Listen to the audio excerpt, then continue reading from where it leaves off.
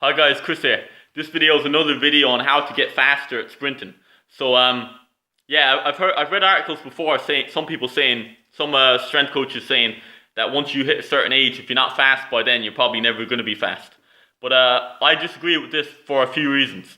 So one, say if you're someone in your 20s, most people, unless you're playing field sport, maybe you haven't been sprinting since last time you had a sports day race.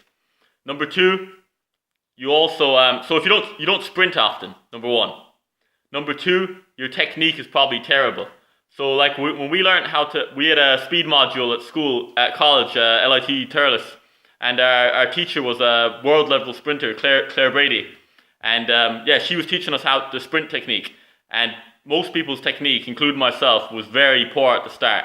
So if you don't sprint, you have poor technique.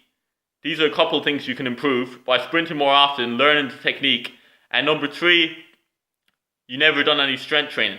So strength training for the acceleration phase, the more force you can put into the ground, the faster you can go in the acceleration phase. So last video I was talking about the analogy of like if you had a car that had conked out and you needed someone to move it. Who are you going to get to move the car? A kid or a strong man?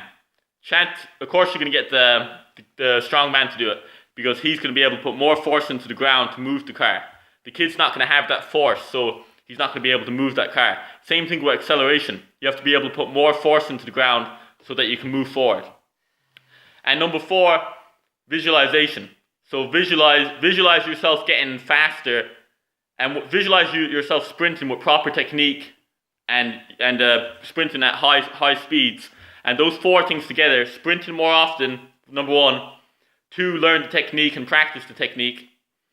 Three, do strength training so you can put more force into the ground. And four, visualize yourself sprinting faster.